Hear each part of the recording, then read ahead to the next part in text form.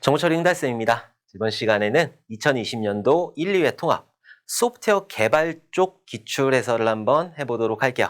자, 지금 이 강의를 들으시는 분들은 아마도 필기시험이 임박해가지고 들으시게 될 거예요. 2020년도 뿐만 아니라 2021년도 올라갈 거니까 다 들어주셔야 되는 거고 2022년도 이후에 보신다라고 하시는 분들은 그것까지 다 들어주셔야 돼요. 왜냐하면 필기 같은 경우에는 기출문제에서 굉장히 많은 비중을 차지하면서 문제가 출제가 되기 때문에 꼭 들어주셔야 된다. 나 문제 안 풀고 들어갈 수 있어. 나 이론 완벽해. 그런 거 없어요. 이론이 완벽하다 하더라도 문제가 어떻게 나오는지 봐야 되기 때문에 우리 기출해설 특강을 꼭 들어주셔야 돼요. 자, 일단 우리 그 소프트웨어 개발 쪽이잖아요. 자, 개발 쪽에서는 어떤 것들이 나오냐면은 먼저 자료구조 문제들이 많이 나와요. 자료구조라는 문제가 많이 나오게 된다. 자, 일단 예전에는 자료구조가 데이터베이스 쪽에 빠져 있었는데 2020년도부터는 소프트웨어 개발 쪽으로 이렇게 옮겨오게 됐어요. 자료 띄고 구조 이렇게 생각을 하시면 되는 거죠. 자료를 가지고 있을 때 이런 자료를 가지고 데이터를 가지고 어떻게 배치를 하는지 이런 것들 구조를 설계하는 그런 것들을 공부하게 될 거고 여기에서는 틀이라든지 그래프라든지 아니면 알고리즘이라든지 이런 것들을 공부하고 그런 것들이 시험에 나오게 된다. 자, 그리고 소프트웨어를 개발하면서 필요한 것들이 있어요. 뭐 형상관리라든지 아니면은 배포라든지 이런 것들 배포하면서 DRM이나 이런 것들이 여기에 들어가는 거죠. 자, 그리고 패키징하는 것들, 패키징을 한다든지 이런 것들이 소프트웨어 개발 쪽의 문제로 나오게 되어 있어요. 자, 그러면은 한번 문제를 풀어보도록 할게요. 자, 소프트웨어 개발 쪽이고 자, 1번 정렬된 n개의 데이터를 처리하는데 비고표기법으로 n 로그 2n의 시간이 소요되는 정렬 알고리즘은 일단 정렬 알고리즘이라고 하는 거는 기본적으로 비고표기법으로 n 제곱의 시간 복잡도를 가져요. 그래서 n제곱의 시간 복잡도를 가지는 거는 그 버블 정렬이라든지 삽입 정렬이라든지 선택 정렬이라든지 이런 것들이 n제곱의 시간 복잡도를 갖는다. n제곱의 시간 복잡도를 갖는다라고 하는 거는 포문을 2개 쓴다라는 거예요. 바깥에 있는 포문이 한번 돌면서 안에 있는 포문이 도는 거. 구구단 생각하시면 돼요. 얘는 단수이고 얘는 그 안에서 돌아가는 1부터 9까지이다.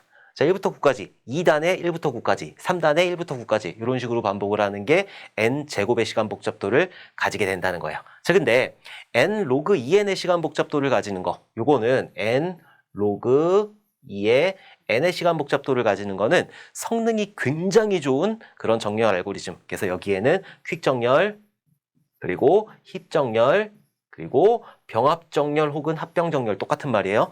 퀵-힙병 정렬이 n 로그 2n의 굉장히 성능이 좋은 그런 그 시간 복잡도를 가지게 된다. 그래서 퀵 정렬, 힙 정렬, 병합 정렬.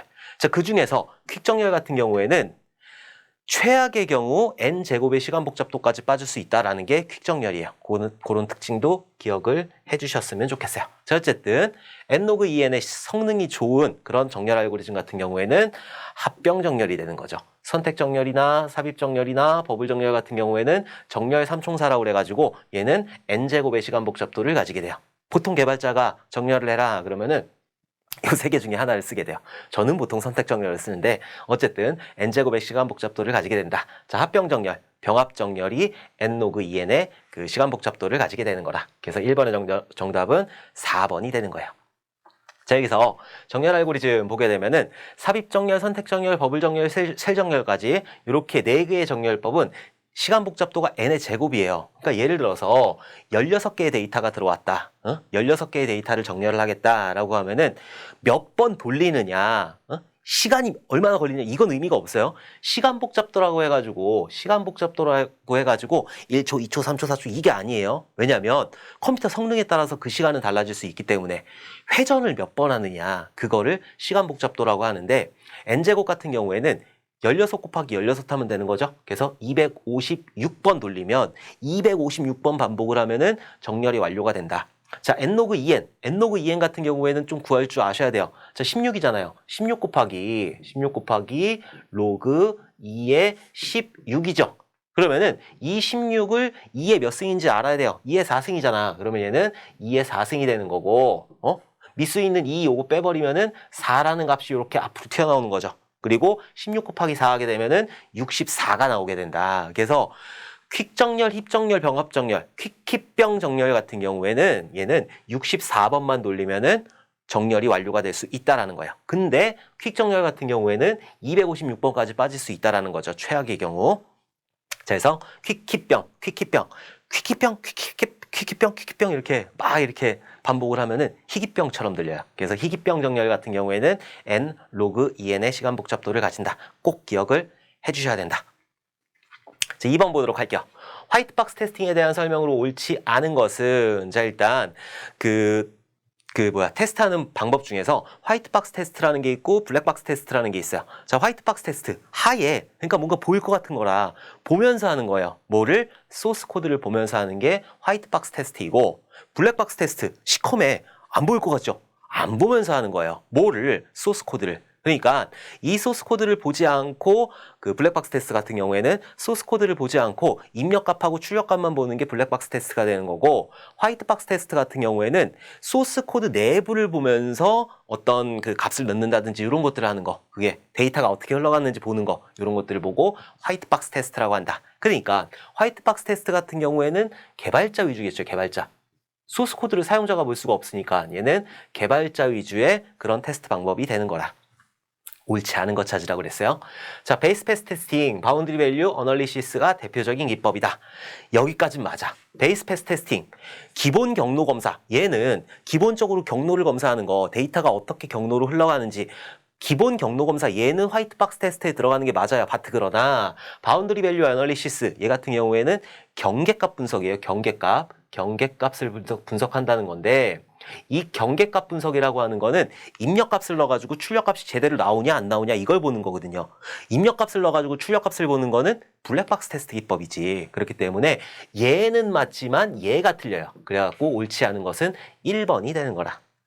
자, 소스코드의 모든 문장을 한 번 이상 수행함으로써 진행된다. 소스코드 내부를 보면서 모듈 안의 작동을 직접 관찰할 수 있다. 소스코드 내부를 보면서 자, 산출물의 각 기능별로 적절한 프로그램의 제어 구조에 따라 선택, 반복 등의 부분들을 수행함으로써 논리적 경로를 점검한다. 이 세 개 전부 다 소스코드를 보면서 하는 거잖아요. 그렇기 때문에 얘는 화이트박스 테스트가 맞는 거고 1번 중에서 얘가 블랙박스 테스트에 해당이 된다라는 거죠. 오케이? 자, 화이트박스 테스트 기법 같은 경우에는 프로그램의 내부 구조, 동작을 디테일하게 검사를 한다. 내부 소스 코드를 테스트하는 기법이고 그리고 개발자 관점의 테스트 방법이다. 아니 그러면 정적 테스트하고 동적 테스트가 있어요? 그럼 얘는 정적 테스트에 해당이 되는 건가요? 그렇진 않아요. 그렇게 보일 수도 있지만은 이게 정적 테스트가 화이트박스 테스트이고 블랙박스 테스트가 동적 테스트이다. 이건 아니에요. 정적 테스트하고 동적 테스트는 프로그램의 동작 상태에 따라서 이것들을 보는 거고 화이트박스 테스트하고 블랙박스 테스트는 그냥 그 기법을 나눈 거예요. 그래서 얘랑 똑같다라고 보시지 않는 게 좋아요. 어쨌든. 자, 그래서 문장 검증이라든지 선택 검증이라든지 경로 검증이라든지 조건 검증이라든지 이런 것들이 화이트박스 테스트 기법에 해당이 되는 거라. 자, 블랙박스 테스트 기법 같은 경우에는 안 보면서 하는 거예요. 소스코드의 내부 구조나 작동 원리를 모르는 상태에서 동작을 검사하고 내가 원하는 기능이 예측한 대로 정상 동작하는지를 입력값을 넣고 출력값을 보면서 확인하는 기법. 그걸 보고 블랙박스 테스트 기법이라고 한다. 자, 사용자 관점의 테스트 방법이다. 자, 기법들 여러 가지가 있는데 블랙박스 테스트 기법 같은 경우에는 잘 나와요. 동등분할 기법하고 경계값 분석 기법이 있어요. 자, 요거 두 개는 단독으로 시험에 나올 수도 있어. 자, 동등분할 기법 같은 경우에는 90에서 100 사이다 라고 하면은 그냥 한 95 정도 넣는 거야. 94나 95나 이렇게 데이터를 입력해가지고 출력값을 보는 거고 경계값 분석 같은 경우에는 경계에 있는 값을 넣으면은 뭔가 오류가 나와. 그래서 90의 경계값 89, 90, 91. 자, 이런 경계에 있는 값들 99, 100, 101. 자, 이런 경계에 있는 값들을 넣어가지고 보는 게 경계값 분석 기법이다. 자, 오류 예측 기법이라는 것도 있고 원인 결과 그래프 기법, 의사결정 테이블 테스팅, 상태 전이 테스팅 이런 것들이 블랙박스 테스트 기법에 해당이 된다라는 것도 기억을 해두셔야 돼요. 오케이? 자, 3번 보도록 할게요. 소프트웨어 품질 측정을 위해 개발자 관점에서 고려해야 할 항목으로 거리가 먼 것은 자, 먼저 보면은 정확성. 소프트웨어는 정확해야 돼요. 개발자는 정확하게 만들어줘야 되는 거예요. 막, 이거 노루스루만해? 이렇게 만들면 안 돼요. 노랗다, 파랗다 이렇게 해야지 노루스루만해, 파루스루만해 이러면 안 돼요. 정확해야 되는 거고 무결성. 어떤 데이터가 있을 때, 이 데이터가 있을 때 인가된 사용자만 이 데이터를 고쳐야 되는 거라 아무나 와가지고 이것들을 고치면 안 되는 거죠. 아무나 와가지고 이것들을 고치게 되면 무결성이 깨졌다라고 하는 거예요. 개발자들은 이런 인가라든지 인증이라든지 이런 것들을 통해서 무결성을 지켜야 되는 거예요. 자, 그다음에 사용자가 들어와서 이 프로그램을 사용할 때 어려우면 될까요? 안 되지. 사용성이 좋아야 될 거 아니라. 그래서 이런 것들을 고려를 해야 된다. 간결성. 아니 소스 코드를 간결하게 하자는 건데 그거는 네 맘이고 개발자가 이렇게 그 사용자의 입장에서만 신경을 써야 되는데 간결성 같은 경우에는 개발자 위주잖아요. 그렇기 때문에 얘는 아니에요. 얘는 아니다. 그래서 3번의 정답은 4번이 되는 거라.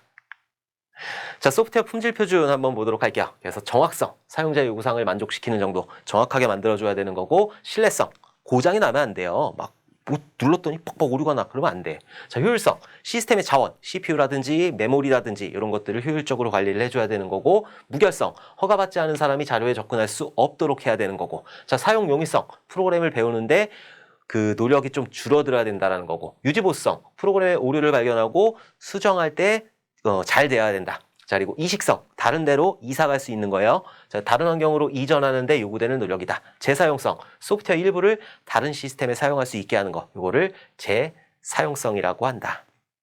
자, 소프트웨어 공학이 나온 게 이런 재사용을 하기 위한 목적이에요. 그래서 소프트웨어 공학의 3R이라는 거 있었죠? 기억해 두셔야 돼요. 소프트웨어 공학의 3R이라고 하면은 역공학이라는 게 있고, 그 다음에 제공학이 있고, 재사용이라는 게 있죠. 이렇게 소프트웨어 공학의 3R이다라고 하면은 역공학, 제공학, 재사용 이렇게 되는 거예요.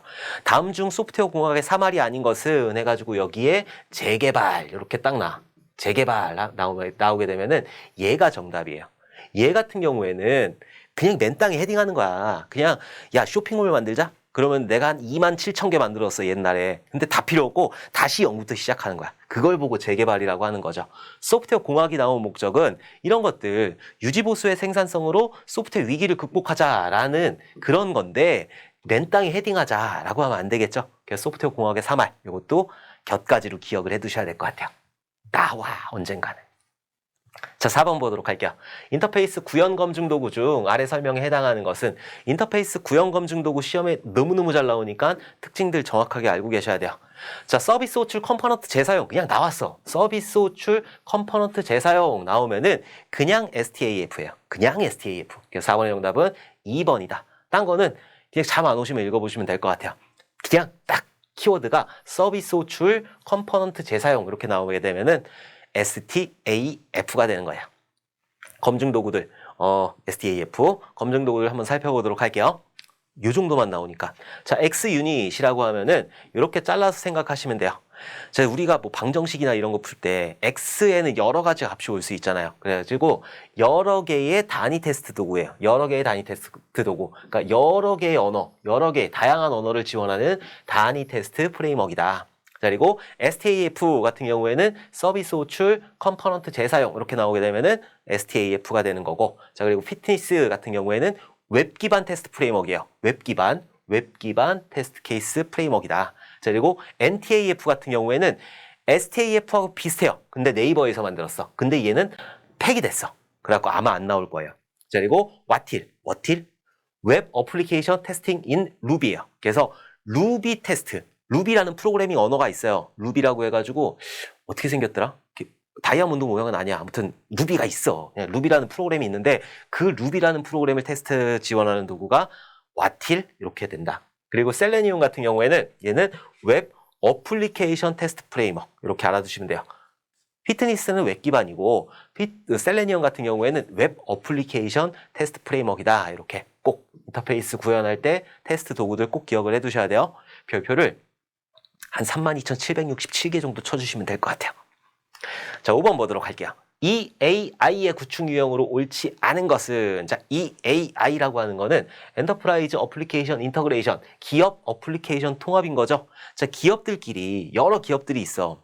제가 예전에 들어갔던 데는 CJ예요. 자, CJ 계열사들이 되게 많잖아요. 뭐 CGV라는 데가 있었고, 뭐 온마트도 있었고, 자, 그리고 CJ 몰도 있고, CJ 몰도 있고, 자, 빕스도 있고, 빕스. 그 나는, 온마트 빼자. 자, 온마트 빼고, CJ 몰에서 나이키 신발을 산 거야. 그리고 그 나이키 신발을 신고, 이 빕스에 가서 소고기를 먹는 거지. 부자지, 부자. 그럼 나이키 운동화 신고, 소고기 먹으면 내 기준에선 부자야. 난 소고기를 잘 안 먹으니까. 어쨌든, 자, 이렇게 부자 놀이를 한 다음에 영화까지 보는 거지. 야, 그럼 완전 부자지. 자, 그래서 이렇게 예전에는 CGV에 포인트가 있었어요. 응? 그리고 CJ 몰에 포인트가 있었고 빕스에 포인트가 따로따로 있었어. 자, 근데 이것들을 CGV가 주관사가 돼가지고 CJ1이라는 통합 포인트몰을 만들었어요. CJ1이라는 사이트를 만들면서 이 포인트들하고 회원하고 같이 통합해버린 거야. 그게 CJ1이라고 하는 거거든요. 자, 그럼 기업 어플리케이션들을 통합했잖아. 뭐 포인트라는 거, 회원이라는 거, 이런 것들을 통합했잖아요. 자, 그럴 때 여기에서 여기로 어떤 데이터들을 왔다 갔다 해야 되고 여기서 여기로 어떤 데이터들을 왔다 갔다 해야 되고 이런 것들을 하는 게 EAI가 되는 거지. 오케이? 그래서 이런 것들을 보고 기업 어플리케이션 통합이라고 한다. 자, 여러 가지가 있는데 4가지가 있어요. 그래서 포인트 투 포인트, 허브 앤 스포크, 메시지 버스, 그리고 허브 앤 스포크하고 메시지 버스하고 합쳐놓은 하이브리드, 이렇게 4가지가 있다. 자, 포인트 투 포인트, 허브 앤 스포크, 메시지 버스, 트리라고 하는 건 자료 구조에 해당하는 거지. 그래서 5번의 정답은 4번 트리가 되는 거라. 자, EAI, 기업에서 운영되는 서로 다른 플랫폼 및 어플리케이션들 간의 정보 전달, 연계, 통합을 가능하게 해주는 솔루션이다. 구축 유형은 포인트 투 포인트, 허브 앤 스포크, 메시지 버스, 하이브리드, 이런 것들이 있다. 그 시험에 SSO라는 것도 나왔어요. 싱글 사인온. SSO라는 게 나왔는데 이게 어떤 거냐면은 여러분들 아마 써보셨을 거예요. 얘를 지금 되나? 안 되나 모르겠는데 제가 옛날에 SSO 요거 만들었으니까 SSO를 만든 건 아니고 SS 솔루션을 붙여가지고 만든 거죠. CJ1에 들어갔어요. CJ1에 들어가서 로그인을 했어. 그리고 나서 그 위에다가 CJ 몰 한 다음에 엔터를 빵 때리면은 CJ 몰에도 로그인 돼 있어. CGV 하고 엔터를 빵 때렸어. 그러면은 나는 CGV에 로그인 하지 않았는데도 CGV에도 로그인 돼 있어. 그걸 보고 싱글 사인 온이라고 하는 거예요. 한 번 로그인을 하게 되면은 다른 여러 사이트들에서 같이 그 로그인이 되는 거, 이런 것들을 보고 싱글 사인 온이라고 한다. 아시아나에서 아시아나가 있고 아시아나 클럽이 있거든요. 아시아나에서 로그인한 다음에 아시아나 클럽으로 가게 되면은 옛날엔 둘이 로그인이 안 됐어요. 서로 호환이 안 됐는데 요즘엔 아마 될 거야. 제가 그때 마지막으로 아마 한 게, 마지막은 아니고 아무튼 그때 한 게 이제 싱글 사인온 작업이었어요. 자, 어쨌든 요것도 좀 기억을 해두셨으면 좋겠다. 자, 6번 보도록 할게요. 다음 트리를 전이순회한 결과는, 자, 전이순회한다고 하는 거는 전이잖아요. 먼저 방문한다는 거예요. 먼저 뭐를? 부모를 먼저 방문하는 전이순회가 있고 중이순회라는 게 있고, 자, 그리고 후이순회라는 게 있는데 전이순회 같은 경우에는 부모를 먼저 방문한 다음에 부모를 먼저 방문하고 그 다음에 왼쪽 자식, 오른쪽 자식 이런 식으로 방문을 하는 게 전이순회이고, 중이순회 같은 경우에는 중간에 방문하는 거예요. 뭐를? 부모를. 그래서 왼쪽 자식부터 시작해가지고 왼쪽 자식, 부모, 오른쪽 자식, 자, 이런 식으로 방문하는 게 중이순회. 후이순회 같은 경우에는 나중에 방문하는 거예요. 뭐를? 부모를. 그래갖고 왼쪽 자식 방문하고 오른쪽 자식, 부모, 이런 식으로 가는 게 후이순회이다. 자, 그러면은 전이순회라고 그랬으니까 일단 부모 먼저 방문을 해야 되겠죠. 그래서 부모를 방문하고 왼쪽 자식으로 이렇게 넘어가는 거예요. 그 다음에 오른쪽 자식으로 이렇게 넘어오는 거죠. 자, 먼저 그러면은 플러스를 이렇게 방문을 하겠지. 자, 왼쪽 자식으로 갔더니 왼쪽 자식은 또 부모야. 부모니까 어떻게 여기서 또 이렇게 해가지고 그 부모하고 왼쪽 자식, 오른쪽 자식 이렇게 방문해야 되겠죠. 자, 그래서 곱하기를 방문하겠지. 오케이? 자, 그리고 나서 왼쪽 자식으로 갔더니 이 왼쪽 자식도 부모네. 그쵸? 그럼 곱하기를 방문한 다음에 그 다음에 왼쪽 자식, 오른쪽 자식 이렇게 방문을 하는 거야. 나누기가 되는 거죠. 여기서 나누기가 들어오는 거지. 자, 그 다음에 부모, 왼쪽 자식, 오른쪽 자식 이렇게 하니까 나누기 방문했고 A, B 방문하잖아요. 그래서 A, 왼쪽 자식 방문하고 오른쪽 자식 방문하고, 자, 그럼 이쪽 집안이 싹 끝난 거죠. 응? 그러면은 여기서 부모로 시작해가지고 왼쪽 자식 집안 다 끝나고 오른쪽 자식으로 이렇게 넘어오는 거지. 그래서 C를 이렇게 방문하게 된다. 자, 그러면은 이쪽 집안이 싹 끝난 거예요. 자, 그러면은 부모부터 방문해가지고 왼쪽 자식 집안, 이쪽에 있는 자식 집안 다 끝났잖아요. 그러면은 오른쪽으로 넘어오게 되는 거야. 그럼 D를 방문하겠지. D를 이렇게 방문한다. 자, 그러면은 이렇게 다 끝난 거죠. 그러면은 플러스를 기준으로 여기서 왼쪽 집안 다 끝난 거잖아요. 그러면은 이때야 오른쪽으로 넘어오게 된다. 그래서 여기에는 2가 되는 거야. 그래서 플러스 곱하기 곱하기 나누기 A, B, C, D, E 플러스 곱하기 곱하기 나누기 A, B, C, D, E 4번이네. 6번의 정답은 4번이 되는 거라. 자, 이 순회, 전이순회라든가 아니면 수식이라든가 이런 것들 특강으로 또 준비를 하고 있거든요. 그래서 요거 꼭 맞춰주셔야 돼요. 안 맞춰주시면은 주소를 써 밑에다가 내가 댓글에다가 그럼 내가 찾아갈게요. 물어 뜯을 거지. 물어 뜯기기 싫으면은 맞춰 주셔야 돼요. 오케이. 자, 7번 보도록 할게요. 물어 뜯으면 안 되지.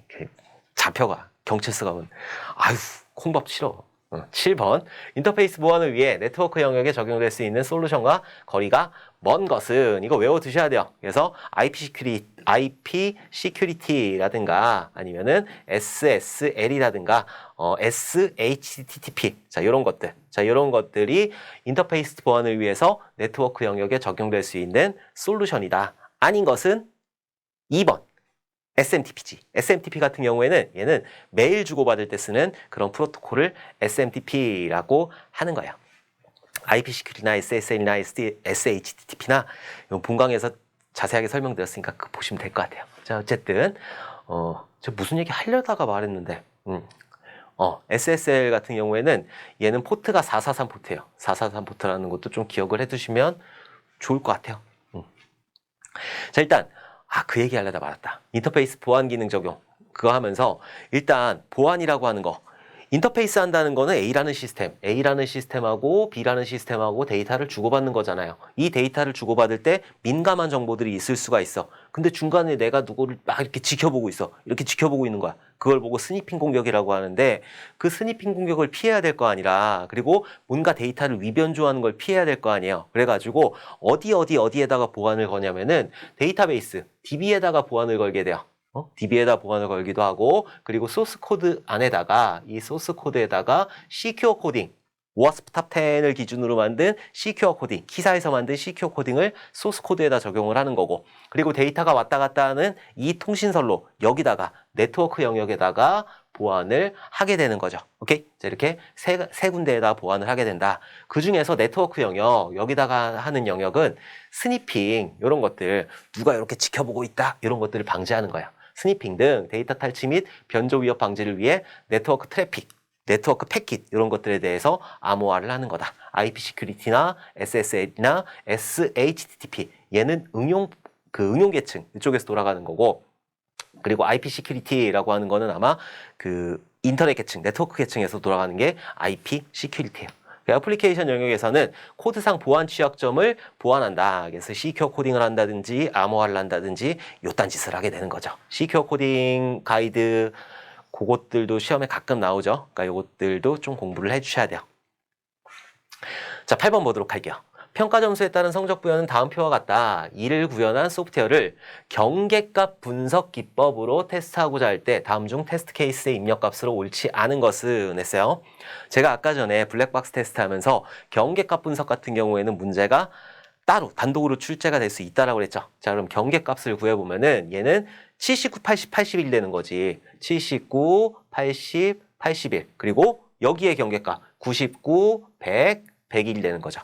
자, 59, 60, 61 되는 거고 78, 79, 80이 되는 거고 자, 0은 마이너스 1 있을 거고 마이너스 1, 0, 1 그리고 58, 59, 60 자, 이런 것들이 경계값이 되는 거예요. 아닌 거 찾아보면은 59 저기 있네. 여기 59 있고 80, 여기 있네. 80 있고 90 없죠? 90 같은 경우에는 80하고 100 사이니까 얘는 없어. 101 여기 있네. 여기 101 여기 있네. 그래갖고 8번의 정답은 3번이 되는 거라. 경계값 찾으실 수 있어야 돼요. 이 틀리면 물어뜯을게요. 자, 9번 보도록 할게요. 반정규화 유형 중 중복 테이블을 추가하는 방법에 해당하지 않는 것은 했어요. 자, 일단 반정규화라고 하는 거는 정규화를 역행하는 거죠. 일단 정규화를 해야 돼요. 우리가 개논물이라고 개념 설계 그 다음에 뭐예요? 논리 설계, 개념 설계, 논리 설계, 물리 설계. 자, 이런 것들을 진행을 하잖아요. 자, 개념 설계에서는 내가 쇼핑몰을 만들고 싶어. 그러면은 쇼핑몰에 필요한 기능들을 머릿속에서 다 끄집어내는 거야. 자, 회원도 필요해, 주문도 필요해, 상품도 필요해, 뭐 기타 등등 여러 가지, 로고도 필요해, 여러 가지 그것들을 머릿속에서 다 끄집어낸 다음에 뭘 만들어준다? ER 다이어그램이라는 거를 만들어주게 된다. 그래서 ER 다이어그램 같은 경우에는 회원이다 라고 그러면은 이 회원에는 어떤 속성들, 아이디, 패스워드 뭐 이런 것들이 있다. 그리고 회원이 상품이라는 거를 주문한다 라고 하게 되면은 주문이라는 관계가 이렇게 형성이 되는 거잖아요. 요딴 그림을 그리는 거예요. 머릿속에 있는 것들을 다 끄집어내 가지고 요런 그림을 그리는 걸 ER 다이어그램이라고 하는 거고, 그 ER 다이어그램을 그리는 걸 개념 설계에서 하는 거죠. 오케이? 자, 그 다음에 논리 설계를 진행을 할 건데, 이 ER 다이어그램을 가지고 예쁘게 잘라버리는 거예요. 예쁘게. 해갖고 여기서는 정규화라는 거를 수행을 하게 돼요. 정규화. 자, 정규화 작업은 1차 정규화, 2차 정규화, 3차 정규화, BCNF 4차 정규화, 5차 정규화, 5차 정규화까지 수행을 하는데, 보통 실무에서는 3차 정규화까지만 수행을 하게 돼요. 자, 이 정규화를 수행을 하게 되면은 테이블들을 잘게 나눠버려요. 잘게 나눠주게 되면은 조인이라는 연산이 발생하게 돼요. 요 조인하기 전에 이 정규화를 하는 목적은 이상한 현상을 없애기 위해서, 그래서 삽입 이상이라든지 삭제 이상이라든지 갱신 이상, 이렇게 검색 이상 없어요. 삽입 이상, 삭제 이상, 갱신 이상, 이런 이상 현상을 없애기 위해서 정규화 작업을 수행을 하는데, 정규화는 잘게 잘라 놓는 거죠. 잘게 잘라 가지고 다시 나중에 합치려면은 그때 조인이라는 연산이 발생을 하게 돼요. 자, 조인이라는 연산은 곱하기 연산이에요. 아니 10 곱하기 10 하면 100까지밖에 안 나오니까 별로 안 돼. 1억 곱하기 1억 한번 해보세요. 어마어마한 숫자가 나오잖아요. 그러니까 이 조인이라는 연산 자체가 굉장히 무거운 연산이에요. 그래서 실제로 물리 설계할 때 저장을 했는데 성능이 안 나오는 거야. 성능이 안 나오니까 뭐를 하게 된다? 여러 가지 작업들을 수행을 하겠지. 인덱스를 건다든지, 파티셔닝을 한다든지, 아니면은 뭐 클러스터링을 한다든지, 뭐 기타 등등. 뷰를 만든다든지, 뭐 여러 가지 이런 것들 다 하다 안 되면은 반정규화를 하게 되는 거예요. 그냥 야, 조인해가지고 성능 안 나온다? 어떡하지? 반정규화 합시다. 그러면 에라이 새끼야 이렇게 되는 거지. 그러니까 이런 것들을 하다 안 되면은 그러면 하는 게 반정규화예요. 그래서 반정규화 같은 경우에는 뭐 실기에서는 써라라고 나오기도 하거든요. 그러면은 반정규화 같은 경우에는 성능 향상이 무조건 들어가야 돼. 성능 향상, 요게 안 들어가면은 안고 없는 찐빵이 되는 거지. 그러니까 반정규화라고 하는 거는 성능 향상을 위해서 정규화에 위배되는 행위이다. 이렇게 알아두시면 될 것 같아요. 자, 어쨌든 앉는 것이라고 그랬으니까 갑자기 막 길을 떠들다 보니까 다 까먹었어. 빌드 테이블을 추가한다. 빌드 테이블이라는 건 없어요. 그래서 9번의 정답은 1번이에요. 그래서 집계 테이블을 추가한다든지 진행 테이블을 추가한다든지 특정 부분만을 포함하는 테이블을 추가한다든지 그런 것들을 반정규화해서 하는 거고, 그리고 빌드 테이블 추가 이런 것들은 없다. 자, 반정규화의 정의 뭐 해가지고 데이터베이스 정규화 후 성능 향상, 개발 편의성 등을 위해 정규화 기법에 위배된 의도적인 수행 기법이다. 일단 반정규화라고 하는 게 쉽게 한번 예를 들어 보도록 할게요. 쉽게. 쉬울지 안 쉬울지 모르겠어. 자, 정규화를 하게 되면 자른다고 그랬잖아요. 잘라가지고 회원이라는 테이블이 있어. 자, 회원이라는 테이블 안에는 회원 번호, 넘버라는 게 있을 거고, 아이디라는 게 있을 거고, 뭐 이름, 이런 것들이 있어요. 등등등등등등 굉장히 많겠지. 회원이 주문을 하잖아요. 자, 주문을 할 때 주문 번호라든지 주문 번호, 오더 넘버, 그리고 뭐 여기에 어떤 상품, 프로덕트 넘버 이런 것들 뭐 등등등등등등 들어가겠지. 자, 그리고 나서 관리자가 누가 어떤 주문을 했는지 볼 거예요. 자, 그러면은 요렇게 두 개를 무조건 조인해야 돼. 왜냐하면 이 주문을 보기 위해서 그 사람의 아이디하고 이름을 봐야 되니까. 근데 여기 한 20억 개 들어가 있고 여기 한 30억 개 들어가 있어. 20억 개 곱하기 30억 개가 된다니까네. 그러니까 어떻게 여기 있는 아이디하고 네임하고 여기를 빼버리는 거예요. 분명히 정규화를 시켰을 때는 아주 예쁘게 잘게 쪼개놓는단 말이에요. 그래갖고 중복이라든가 이런 거 없도록 잘게 쪼개놓는데 20억 개 곱하기 30억 개 하니까 성능이 안 나와. 그래가지고 항상 쓰는 요것만 싹 들어가지고 여기다 넣는 거야. 그럼 여기서 조인이라는 연산이 발생을 하지 않잖아요. 여기서만 검색하면 되니까 주문에서만. 그러니까 성능이 굉장히 올라가게 되겠지. 이런 게 반정규야, 이런 게. 실제로 이렇게 쓰이고. 자, 테이블 분할이라고 하는 거는 수평 분할이라는 게 수직 분할이라는 게 있고, 자, 그리고 테이블 중복, 통계 테이블 추가, 진행 테이블 추가, 자, 그리고 컬럼 중복, 중복 컬럼 추가, 파생 컬럼 추가, 이런 것들이 있다. 이런 것들이 있다라는 거 좀 기억을 해 두셔야 되겠죠? 문제 나왔으니까. 자, 그러면은 다음 문제 10번 보도록 할게요. ISO IEC 9116의 소프트웨어 품질 특성 중 기능성의 하위 특성. 진짜 어떻게 하위 특성까지 나와? 아, 진짜 화가 날라고요, 화가. 일단 ISO IEC 9116 같은 경우에는 제품의 품질을 보는 거예요. 제품 소프트웨어를 만들었을 때 그 소프트웨어가 어떤 문제가 없는지, 그래서 조금 이따 볼게요. 어쨌든 하위 특성으로 옳지 않은 것은 일단 기능성이잖아요. 기능성이니까 기능성, 신뢰성, 사용성, 유지보수성, 뭐 이런 이식성 이런 것들이 있는데, 기능성이라고 하면은 이 소프트웨어의 기능을 얘기하는 거예요. 기능을. 자, 먼저 찾아보면 학습성이다.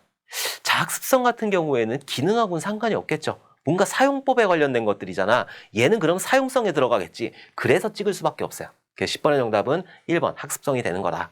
자, 2번 적합성, 정확성, 보안성. 자, 이런 것들은 기능성에 들어가는 건데, 학습성 같은 경우에는 사용성에 들어가는 거예요. 근데 어떻게 하위 특성까지 내? 알다가도 모르겠네. 어쨌든. 자, 기능성이라고 하는 거는 말 그대로 그 기능을 만족해야 되는 거고, 신뢰성은 오류가 없어야 되는 거고, 그리고 사용성, 내가 학습할 수 있는 능력, 그걸 사용성이라고 하는 거고, 효율성, 자원들을 효율적으로 관리해줘야 되는 거고, 그리고 유지보수성, 고장이 났어. 뭔가 업그레이드 하고 싶어. 그러면 언제든지 할 수 있어야 되는 거. 이식성, 이사 갈 수 있는 능력. 그래서 기능성에는 적합성, 정확성, 상호운용성, 보안성, 준수성 이런 것들이 있고, 신뢰성, 성숙성, 결함 오용성, 복구성. 읽어보세요.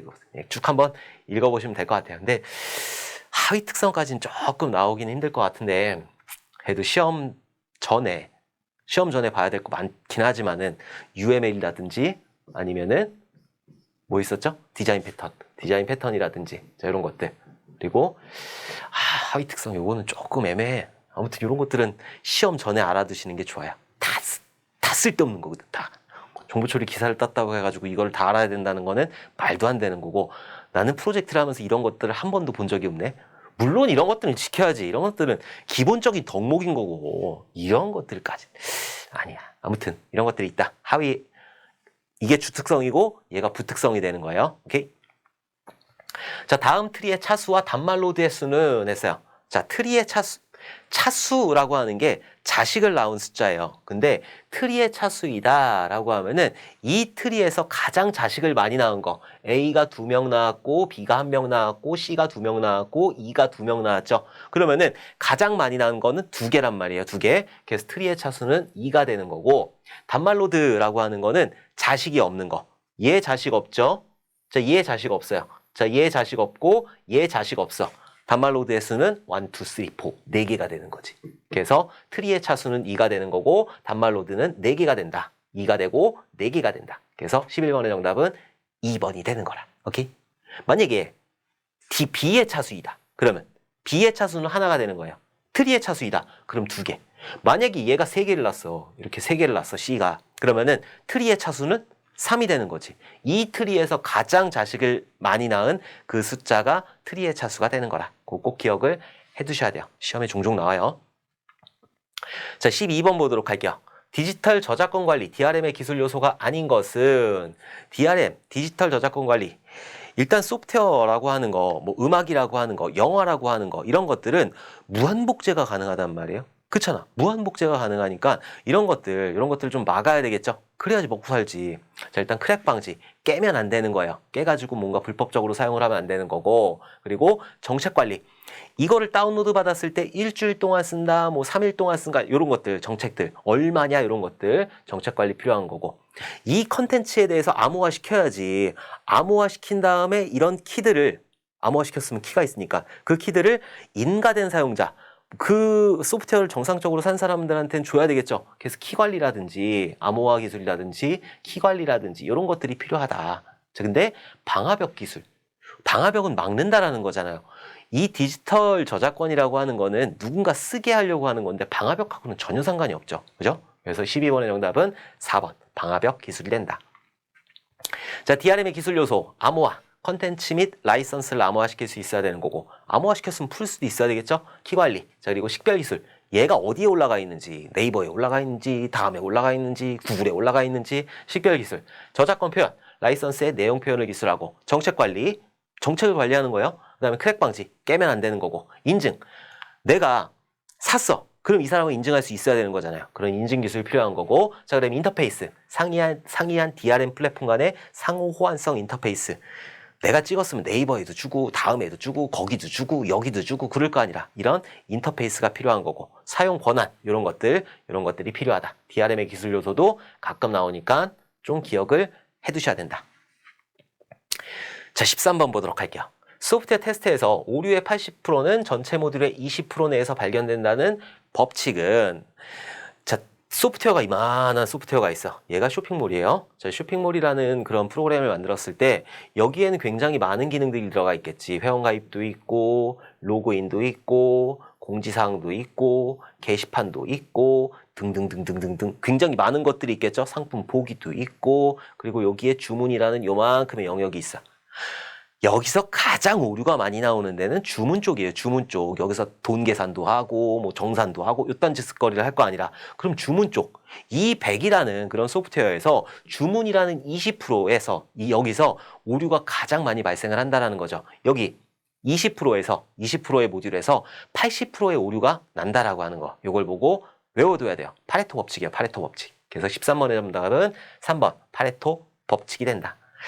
보엠의 법칙, 잭슨의 법칙 이딴 건 없어요. 보엠이라는 아저씨는 굉장히 그 소프트웨어 공학에 지대한 공헌을 해주신 분이긴 한데 법칙이라는 건 안 만드셨어. 자, 브룩스의 법칙은 있어요. 브룩스의 법칙 같은 경우에는 프로젝트가 이제 질질 끌려. 막 일정이 늘어나고 있어. 자, 그러면은 야, 그럼 한 10명 더 집어넣으면 되지 않아? 안 돼요. 왜냐면은 이 개발이라고 하는 거는 기존에 이게 사전 지식들이 좀 있어야 되거든요. 업무에 대해서도 알아야 되고, 이 안에 있는 모듈들이 어떤 거 있는지 알아야 되고, 이런 것들을 알아야 된단 말이라. 근데 아무것도 모르는 사람들이 10명을 딱 투입시켰어. 그런다고 속도가 빨라지나? 아니죠. 이 10명한테 다시 다 교육을 시켜야 되는 거예요. 그러니까 오히려 더 늦어질 수도 있다라는 거지. 그 실제로 그래요. 저도 얘 키워가지고 좀 얘도 좀 활용하고 그래. 난 지금 바빠 죽겠는데 내가 얘한테 일주일 동안 그 교육시켜가지고 얘가 만드느니 내가 이틀 안에 만들면 되지. 그런 게 좀 있다고. 그래서 브룩스의 법칙이라고 하는 거는 그런 거다. 지연되는 프로젝트에 인력을 더 투입하면 오히려 늦어진다. 자, 보엠의 법칙은 없어요. 근데 보엠이라는 그 박사님이 비용산정 기법, 코코모 기법이라든지 나선형 모델이라든지 시험에 보면은 그 폭포수 모델도 재현했다고 하셨어요. 자, 어쨌든 그런 게 있다. 보엠의 법칙 같은 건 없어요. 자, 14번 보도록 할게요.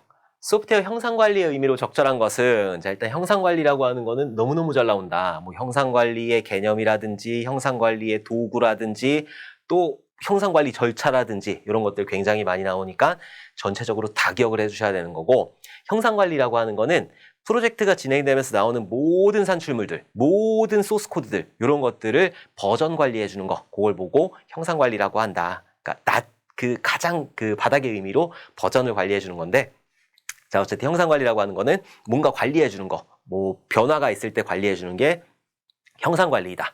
형상 관리의 절차, 식도감 기록 쭉 기억을 해 주셔야 돼요. 그래서 형상 식별을 하는 거고, 형상 식별하고 그 다음에 형상 통제. 그리고 형상 감사. 마지막으로 그것들을 기록하는 형상 기록이 있다. 자, 형상 통제에서 여기서 뭘 하냐면은 베이스라인이라는 거를 설계를 하게 되는 거죠. 오케이? 자, 그래서 요거까지 좀 기억을 해 주셨으면 좋겠어요. 자, 적절한 거 찾아보래요. 자, 비용에 관한 사항을 효율적으로 관리하는 것이다. 자, 비용 같은 경우에는 처음에 딱 정해지는 거지 얘가 매일 바뀌는 건 아니잖아. 그렇기 때문에 얘는 형상 관리에 들어가는 건 아니죠. 자, 개발 과정의 변경사항을 관리하는 것이다. 개발사항의 변경사항, 기획사항의 변경사항 이런 것들을 관리하는 게 형상관리예요. 그래서 14번의 정답은 2번이 정확한 거죠.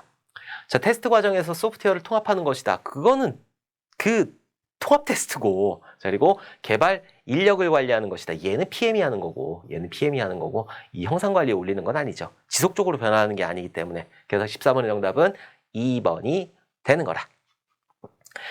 자, 형상관리는 소프트웨어 개발 과정의 모든 변경을 관리하는 활동이고 협업을 진행하는 멤버들의 공유 및 변경 이력을 관리를 하게 된다. 내가 만약에 소스 코드를 바꿨어요. 소스 코드를 바꾸게 되면은 다른 사람들도 그런 걸 알 수 있어야 되잖아. 그런 것들을 해주는 거, 그런 것들이 형상관리가 해주는 역할이에요. 소스 코드, 각종 설계 문서, 회의록 등의 모든 문서, 모든 그 소스 코드 이런 것들이 형상관리 대상이 된다. 비용 빼고. 자, 형상관리 도구는 CSV라든지 SVN이라든지 Git이라든지 이런 것들이 있다. 자, CSV 같은 경우에는 얘 같은 경우에는 CSV. 얘 같은 경우에는 그 중앙집중식이에요. 중앙집중식. 중앙집중식이라고 해가지고 서버가 있는 거예요. 자, 그리고 Git 같은 경우에는 얘는 분산으로 처리하는 거죠. 자, 분산으로 처리를 한다. 그래서 리누스 토발즈라는 양반이 리눅스 그것들을 개발하면서 만든 게 Git이라고 하는 거다. 요즘에 Git 많이 쓰는데 저는 SVN 많이 써요. 자, 어쨌든 이런 것들 형상관리 도구에는 이런 것들이 있다. 자, 15번 보도록 할게요. 알고리즘 시간 복잡도 비고 표기법으로 1이 의미하는 것은 얘는 그냥 한 방에 간다.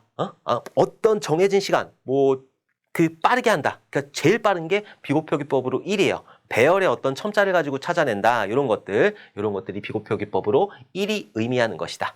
컴퓨터 처리가 불가능하다. 그 비고 표기법으로 표기를 할 수가 없어요. 얘는 안 되는 거고, 알고리즘 입력 데이터 수가 한개이다. 입력 데이터 수하고는 상관이 없어요. 없어. 알고리즘 수행 시간이 입력 데이터 수와 관계없이 일정하다. 이거죠. 입력 데이터 수하고는 관계가 없고, 입력 데이터가 100개가 됐든 1000개가 됐든 10,000개가 됐든 1억 개가 됐든 많든 찾아갈 수 있는 거. 그러니까 3이다. 그럼 이렇게 상수로 찾아갈 수 있다라고 하는 게 비고표기법으로 1이야. 1. 자, 알고리즘의 길이가 입력 데이터보다 입력 데이터랑 상관없다니까. 입력 데이터랑 상관없고 15번의 정답은 3번이 되는 거라. 일정한 시간, 일정하게 찾아갈 수 있는 거. 그걸 보고 비고표기법으로 1로 표현을 하게 된다. 자, 비고표기법 보게 되면은 일단 그 비고표기법 1 같은 경우에는 항상 일정한 거예요. 그래서 해싱이라든지 배열이라든지 이런 것들이 비고표기법 1로 표현이 되는 거고, 비고표기법으로 로그 EN이다 그러면은 이진 탐색할 때 쓰는 거.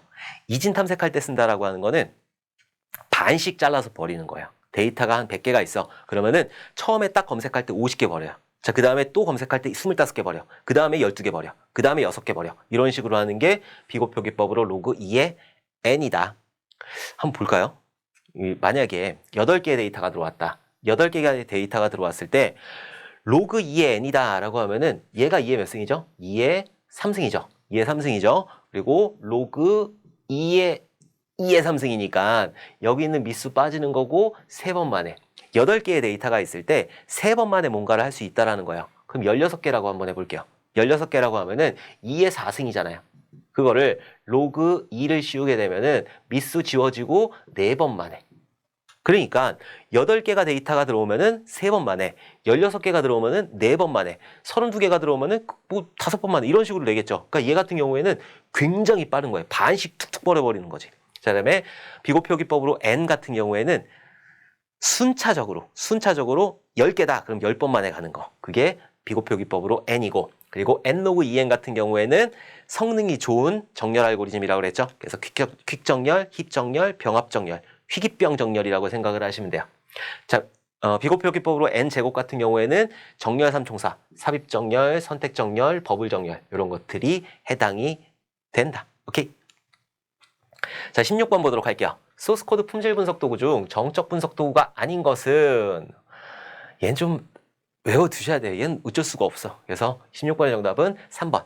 밸류미터, 벨미터 뭐 이런 게 있는데, PMD라든지 CPP 체크라든지 체크 스타일이라든지 이런 것들은 정적 분석 도구에 해당이 돼요. 정적 분석 도구인데 얘는 아니다. 좀 보면 정적 분석 도구 같은 경우에는 소스 코드를 실행시키지 않고 그 안에 있는 내용들 보는 거, 소스 코드가 잘 되어 있는지 아니면 스타일이 맞는지 표준에 맞는지 이런 것들을 보는 게 정적 분석 도구가 하는 일이다. 소스 코드를 실행시키지 않고 코딩 표준이라든지 코딩 스타일이라든지 구조와 의존관계 이런 것들을 분석하는 게 정적 분석 도구가 하는 역할이고, PMD, 소나큐브, 파인드버그, 체크 스타일, CPP 체크, 커버트라 이런 것들이 정적 도구에 해당이 된다. 가끔 나오니까 좀 기억을 해두시면 좋을 것 같아요. 시험 때까지만 기억하시면 돼요. 시험 때까지만. 이거 쓰냐? 안 써요. 안 쓰고 다 있어. 다 그 회사마다 쓰는 것들 다 있으니까 회사 가서 배우시면 돼요. 회사 가서. 자, 17번 보도록 할게요. 검증검사 기법 중 개발자의 장소에서 사용자가 개발자 앞에서 행하는 기법이며 일반적으로 통제된 환경에서 사용자와 개발자가 함께 확인하면서 수행하는 검사는 얘는 알파 검사예요. 알파 검사. 자, 그러면은 요것들을 조금 한번 보도록 할게요. 그냥 넘어가면 좀 그렇잖아. 그러니까 일단 V 모델이라는 게 있어요. 자, V 모델이라고 하는 거는 폭포수 모델처럼 이렇게 진행이 되는 거죠. 뭐 분석하고 설계하고 구현하고 이렇게 진행하잖아요. 자, 그러면은 구현에 맞춰서 이렇게 V 모델 해가지고 그 폭포수 모델에 맞춰서 테스트를 어떻게 진행하는지, 그래서 가장 밑에서는 단위 테스트라는 거를 진행을 하게 돼요. 자, 단위 테스트가 끝나고 나면은 통합 테스트라는 걸 진행하는 거죠. 자, 통합 테스트가 끝나고 나면은 시스템 테스트 요거를 진행하게 돼요. 자, 시스템 테스트가 끝나고 나면은 인수 테스트라는 거를 진행을 하게 된다. 인수 테스트를 진행을 한다. 자, 단위 테스트 같은 경우에는 개발자가 모듈을 만들었어요. 그 모듈들이 잘 동작하는지, 더하기라는 모듈이 잘 동작하는지, 빼기라는 모듈이 잘 동작하는지 이런 것들을 보는 게 단위 테스트에서 하는 거고, 자, 그리고 통합 테스트 같은 경우에는 그런 모듈들을 모아가지고 여기선 정적 테스트를 할 수도 있고 동적 테스트를 할 수도 있고 이런 것들을 할 수 있는 거죠. 자, 통합 테스트 같은 경우에는 여기서 단위 테스트가 끝난 모듈들을 모아가지고 통합하면서 말아 올리는 거죠. 그래서 얘는 상향식 테스트하고 그리고 하향식 테스트하고 빅뱅 테스트하고 그리고 백본 테스트 이런 것들이 있다. 상향식 테스트 같은 경우에는 밑에서 위로 말아 올리는 거예요. 밑에서부터 하위 모듈들부터 테스트를 하면서 메인까지 올라가는 거. 그래서 얘는 중간에 뭔가 없어. 중간에 뭔가 구현이 안 됐어. 그거를 드라이버라는 걸로 대체를 하게 된다. 임시 모듈이에요. 임시 모듈. 하향식 같은 경우에는 메인부터 보는 거예요. 메인하고 뭐하고 이런 식으로. 그래서 하향식 같은 경우에는 중간에 뭔가 안 만들어졌다 그러면은 스톱이라는 거를 이용해서 임시 모듈로 만들어주게 되는 거고, 빅뱅 테스트 같은 경우에는 한꺼번에 뻥 테스트하는 거예요. 이런 거 필요 없어. 한꺼번에 다 테스트하는 거. 그러니까 얘는 커다란 시스템에서 못하겠죠. 쥐똥만한 시스템 이런 데서 할 수 있는 게 빅뱅 테스트이고, 그리고 백본 테스트 같은 경우에는 상향식 테스트하고 하향식 테스트하고 같이 진행하는 거, 이걸 보고 백본 테스트라고 한다. 자, 시스템 테스트 같은 경우에는 통합 테스트가 끝났어요. 얘는 개발자 PC에서 만들었단 말이에요. 자, 그러면은 실제로 운영되는 그 환경으로 올려야 될 거 아니라 테스트 서버에 올리든 리얼 서버에 올리든 뭐 스테이징 서버에 올리든 테스트 서버에 올려야 되겠죠. 자, 그걸 시스템 테스트라고 하는 거예요. 시스템에다 올려서 하는 거. 그래서 얘는 보통 기능 테스트하고 그리고 비기능 테스트 이런 것들을 진행을 하게 된다. 자, 기능 테스트 같은 경우에는 말 그대로 이 소프트웨어의 기능이 잘 동작하는지 이런 것들을 보는 거, 사용자의 요구사항에 만족하는지 이런 것들을 보는 걸 기능 테스트라고 하는 거고, 비기능 테스트 같은 경우에는 성능이라든지 보안이라든지 이런 것들을 보는 거, 그걸 보고 비기능 테스트라고 한다. 자, 그럼 이제 시스템까지 다 올라갔어. 실서버에다 올렸단 말이야. 그럼 어떻게 해야 돼? 돈 받아야죠. 돈 받기 위해서 인수 테스트라는 거를 진행을 하게 된다. 그래서 인수 테스트 같은 경우에는 보통 사용자, 감님께서 하시는 거고, 인수 테스트는 크게 알파 테스트라는 게 있고 그리고 베타 테스트라는 게 있어요. 자, 그래서 알파 테스트 같은 경우에는 사용자하고 개발자하고 같이 하는 거예요. 같이 하는 게 알파 테스트이고, 베타 테스트 같은 경우에는 개발자는 싹 빠져 있어요. 싹 빠져 있고 지들끼리 하는 거, 그걸 보고 베타 테스트라고 한다. 그래서 베타 테스터 이렇게 얘기를 하면은 개발자가 거기 들어가 있지는 않잖아요. 그냥 일반 사용자들이 들어가는 거지. 오케이? 자, 여기서 얘기하는 거 개발자 앞에서 행해지는 기법이다 라고 했으니까 알파 테스트가 되는 거죠. 17번의 정답은 3번이 되는 거라. 아까 그 V 모델 다 알고 계셔야 돼요. 자, 동치분할 검사. 이거는 입력 자료에 초점을 맞춰서 사례를 만들고 검증 검사, 형상 검사, 알파 검사, 베타 검사 이런 것들이 있는데 많이 나오는 거는 요거예요. 요거. 알파 검사하고 베타 검사. 알파 검사는 사용자가 개발자 앞에서 검사하여 오류와 사용상의 문제를 개발자와 함께 확인하는 거고, 그리고 베타 검사 같은 경우에는 제한되지 않은 그런 환경에서 아무나 다 테스트하는 거, 요걸 보고 베타 테스트, 베타 검사라고 한다. 자, 18번 보도록 할게요. 하향식 통합에 있어서 모듈 간의 통합 시험을 위해 일시적으로 필요한 조건만을 가지고 임시로 제공되는 시험용 모듈을 무엇이라고 하는가?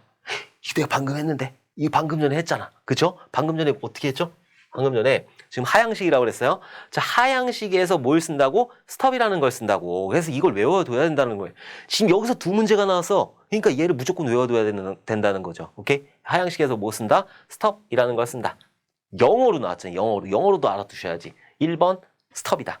자, 드라이버 같은 경우에는 상향식에 쓰는 거고, 프로시저 같은 경우에는 데이터베이스에 들어가 있는 프로그램이다 라고 생각을 하시면 되는 거고, 펑션이다 그러면은 그냥 모듈이죠, 모듈. 그래서 18번의 정답은 1번 스톱이 되는 거라. 자, 19번 보도록 할게요. 소프트웨어 패키징 도구 활용 시 고려사항과 거리가 먼 것은 뭔가 한번 찾아보도록 할게요. 자, 패키징부터, 패키징 조금 있다. 자, 패키징 시 사용자에게 배포되는 소프트웨어이므로 보안을 당연히 고려해야 되겠죠. 상식적으로 그렇잖아. 그죠? 사용자 편의성을 위한 복잡성 및 비효율성 문제를 고려를 해야 된다. 복잡하면 안 되는 거예요. 비효율적이면 안 되는 거야. 상식적이잖아. 얘도 맞아. 자, 보안상 단일 기종에서만 사용할 수 있도록 해야 된다. 자, 패키징이라고 하는 거는, 내가 만약에 프로그램을 만들었어요. 그럼 얘가 갤럭시에서 돌아가야 되는 거, 사람들이 쓸 수 있게 해줘야 되는, 게임을 만들었을 때 사람이 쓸 수 있게 해줘야 되는데, 갤럭시 S9에서만 돌아가. 그러면 안 되겠죠. 갤럭시 S9에서 돌아가고, 옴니아인 들어가면 안 되겠다. 여러 가지, 구글, 렉스, 이런 폰 있잖아요. 그 여러 가지 폰에서 돌아가야 되는데, 얘는 보안상 단일 기종에서만 사용할 수 있어야 된다라고 했으니까 말도 안 되는 거죠. 말도 안 되는 거. 그럼 프로그램 뭐 하려고 만들어? 그쵸? 그래서 19번의 정답은 3번이 되는 거라. 자, 제품 소프트웨어 종류에 적합한 암호화 알고리즘을 적용을 해야 되는 건 너무나 당연한 거죠. 너무나 당연한 거다. 19번의 정답은 3번이 되는 거라. 자, 소프트웨어 패키징 도구 활용 시 고려사항 반드시 암호화 및 보안을 고려해야 된다. 추가로 다양한 이기종 연동을 고려해야 된다. 내가 안드로이드 게임을 만들었어. 그럼 안드로이드 계열에 있는 건 다 돌아가야 되는 거예요.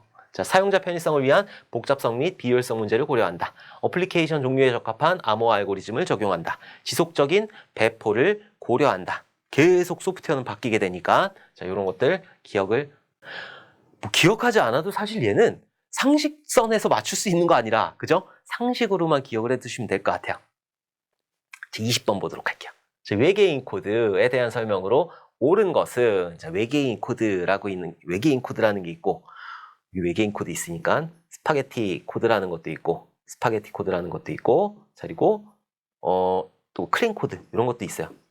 아마 뒤에 써 있을 거니까 좀 이따 보도록 할게요. 자, 일단 외계인 코드라고 하는 거는 아주 옛날에, 아주 오래전에 둘리가 막 뛰어다닐 때, 그때 외계에서 빵상 거리면서 오신 거야. 오셔가지고 뭔가 이렇게 만들어 주신 거지. 빵상 이러면서 만들어 주신 거야. 그리고 나서 우리는 잘 쓰고 있었어. 잘 쓰고 있다가 이제 좀 고쳐야 되겠네 싶어가지고 딱 봤더니 이게 무슨 소리인지 모르겠다. 자, 문서 있니? 아니, 문서도 없어요. 개발자는 저기 까따삐아 가셨잖아요. 그게 외계인 코드예요. 오래돼가지고 문서도 없고 개발자도 없고 그런 것들을 보고 외계인 코드라고 한다.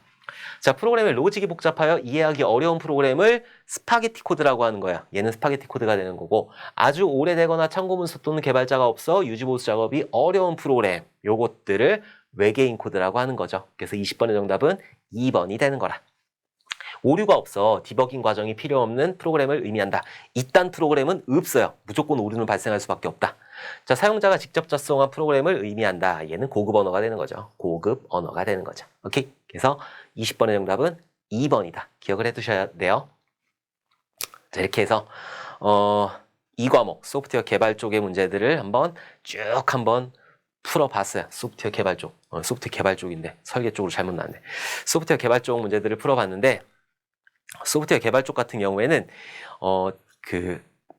자료 구조 쪽, 이런 쪽 문제들 많이 나오거든요. 이번 2020년 1회 통합 같은 경우에는 정렬이라든가 이런 거 안 나왔는데, 앞으로 여러분들 정렬을 항상 하시게 될 거예요. 정렬, 수식 표기법, 트리의 순회, 그래프의 순회, 깊이 우선 탐색이니 너비 우선 탐색이니 요딴 것들 할 거거든요. 그런 것들은 어려워요. 복잡하고. 그런 것들, 그러니까 비전공자 입장에서 그런 것들이 조금 헷갈린다라는 거죠. 그런 것들은 제가 특강으로 진행을 할 거거든요. 그래갖고 지금 수식 표기법 관련해가지고 지금 열심히 PPT를 만들고 있으니까 그런 것들도 문제 맞춰주셔야 돼요. 자, 전체적으로 제가 OT 시간에 들으셨겠지만 1과목, 2과목, 3과목에서는 무조건 고득점 하셔야 돼요. 그리고 4과목에서는 지옥문이 열리기 시작하거든요. 거기는 프로그래밍 언어가 들어가 있으니까. 그리고 4과목은 양도 많아요. 운영체제, 네트워크, 프로그램 3총사, 거기다가 아무튼 많아. 모듈화도 있고 여러 가지가 있어요. 자, 이런 것들 다 들어가 있는데 지옥문이 열린 거지, 거기서부터. 그리고 5과목은 그냥 지옥이야, 지옥. 왜 지옥이냐면은 거기는 낯선 용어들이 굉장히 많이 나오거든요. 그리고 출제위원이 뉴스를 보다가 밥 먹고 뉴스를 보다가 야 저거 낼만 하겠다. 그럼 내는 거예요. 그게 신기술 용어가 되는 거니까. 신기술 용어 아무리 많이 알고 있다고 하더라도 어저께 그 뉴스를 못 봤으면은 그 문제 못 맞히는 거라. 그런 것들이 많기 때문에 근데 거긴 지옥이야. 지옥에서 헤엄쳐야 돼. 그래서 5과목 같은 경우에는 꽈락을 넘겨주셔야 되는 거고 1, 2, 3, 이 세 과목에서는 무조건 고득점 해주셔야 돼요. 무조건 80점 이상, 70점 이상. 그렇게 해야지 그 5과목에서 꽈락만 넘기고 그리고 4과목에서 꽈락에서 살짝 넘기고 이렇게 해가지고 합격을 하실 수 있으니까 정보처리 기사 쓸데없는 자격증을 만드는 것도 맞지만은 일단 목표는 정보처리 기사 자격증을 취득하는 거기 때문에 제가 말씀드리는 것들을 꼭 지켜주셨으면 좋겠어요. 여기서 나오는 것들은 정말 고득점을 해주셔야 된다. 이번 시간 여러분들 너무너무 고생 많으셨고 우리 다음 시간에 또 웃는 얼굴로 다시 뵙도록 하겠습니다. 감사합니다.